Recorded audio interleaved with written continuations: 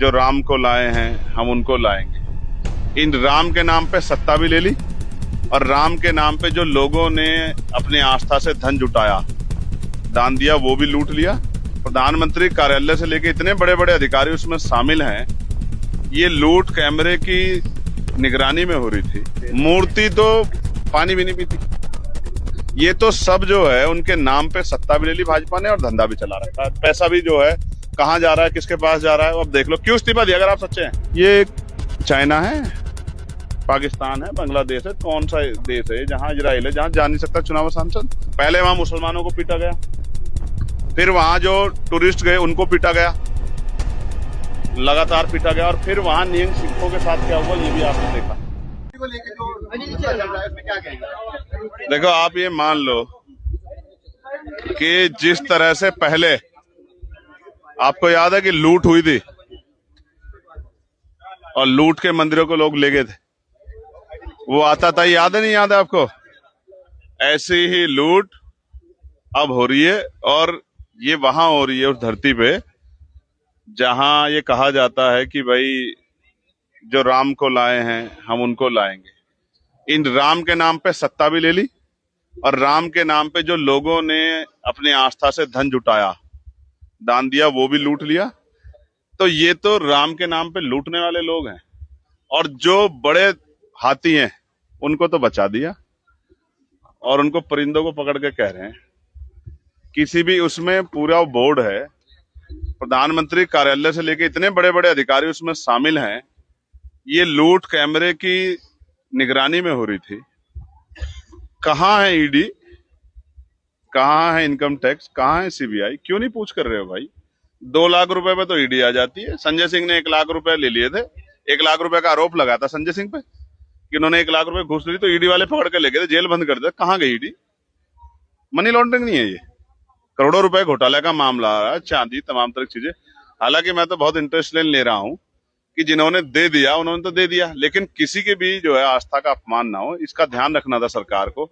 तो जब अयोध्या में लूट हो रही है और लूट के बाद असर कैसा है, वो अयोध्या का 2024 का लोकसभा रिजल्ट आपके सामने है।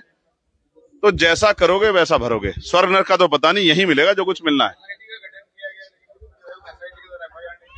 अब आप समझ लो कि बिना एफआईआर के एसआईटी का गठन, और एसआईटी ने क्या किया और एसआईटी की रिपोर्टों पे कितना काम होगा, सब आपके सामने है। 1000 का घोटाला होने के बाद भी जो है 1000 का 1000 सॉरी बता दो, आप ही बता दो। करोड़ घोटाला होने के बाद जो है उन्होंने इस्तीफा दिया है। छोटी रकम है क्या ये? तो उस तरह किस तरह देखते हैं? आप सहारनपुर को दे दो, यहाँ के सैकड़ों गांव आबाद हो जाएंगे।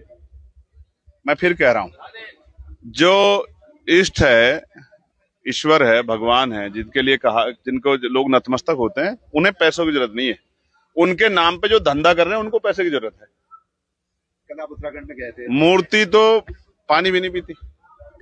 ये तो सब जो है उनके नाम पे सत्ता भी ले ली भाजपा ने और धंधा भी चला रखा है। पैसा भी जो है कहाँ जा रहा है, किसके पास जा रहा है, अब देख लो। क्यों इस्तीफा दिया अगर आप सच्चे हैं? इस्तीफा क्यों दिया आपने? आपसे इस्तीफा दिलवाया गया कि चलो हम आपको लूट में जेल नहीं भेज रहे, डकैती में, लेकिन आप इस्तीफा दे दो तो अपनी वो बचा लो साथ। आपके परिवार से मिलने गए थे?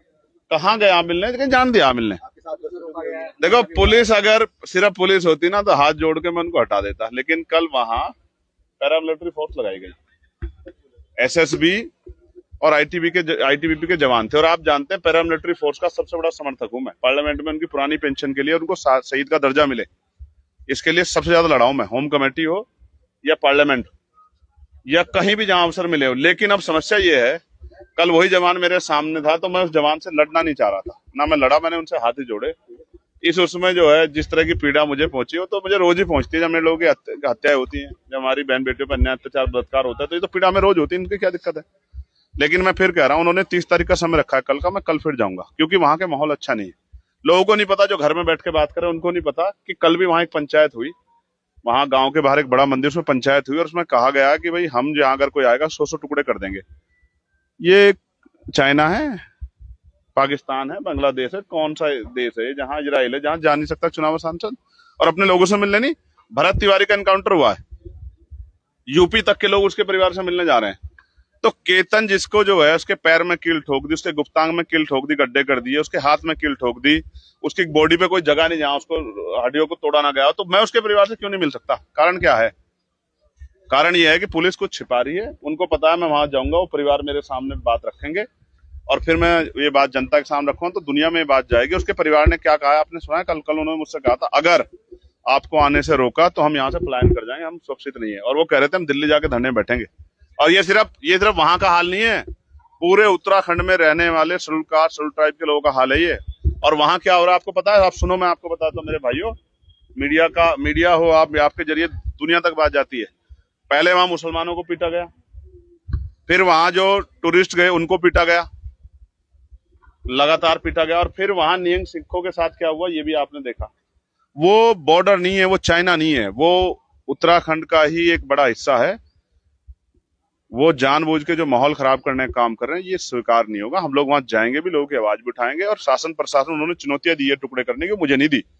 वो उत्तराखंड के मुख्यमंत्री पुष्कर सिंह धामी जी को, उनके चीफ सेक्रेटरी को, उनके डीजीपी को दी, मुझे नहीं दी। मैं कौन हूं?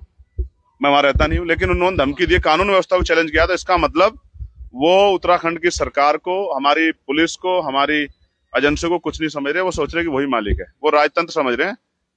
ये राजतंत्र नहीं है, लोकतंत्र है। यहाँ हर व्यक्ति की पीड़ा सुनी भी जाएगी और उसकी बात पे अमल भी करना होगा। आपकी मुलाकात चुनाव नजदीक है तो 27 के चुनाव को लेकर क्या गठबंधन आपकी पार्टी के द्वारा किया जाएगा या अकेले चुनाव लड़ने दिया जाएगा? ये तो पार्टी के नेता बताएंगे, मैं तो कार्यकर्ता हूँ। अभी हाल में आपकी ओरिजिन से मुलाकात हुई, आरजेडी से मुलाकात हुई, क्या कुछ बात की? आप पे कहाँ से खबर आ रही है सब चीजें? ये सूत्र हैं आपके या ऐसे ही आप तीर चला रहे हो?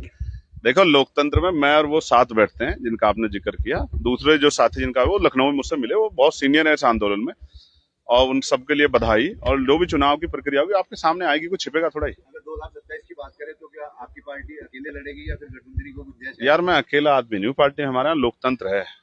जैसे बीजेपी की लिस्ट आने में कितना समय लग गया, जबकि लोगों को नाम पता था। तो जब कुछ होगा सब आपके सामने होगा। ऐसा मत करो आप, ऐसा मत सोचो कि मैं कुछ छिपा करूंगा। लोकतंत्र में कुछ छिपता है क्या? अच्छा चलाओ या बुरा चलाओ, चलाना तो आप भी को, तो आप ही बताएंगे भाई। धन्यवाद सहारनपुर, हम तो सहारनपुर से हैं। जो कुछ है हमें सहारनपुर ने बहुत कुछ दिया, इसलिए सहारनपुर का धन्यवाद।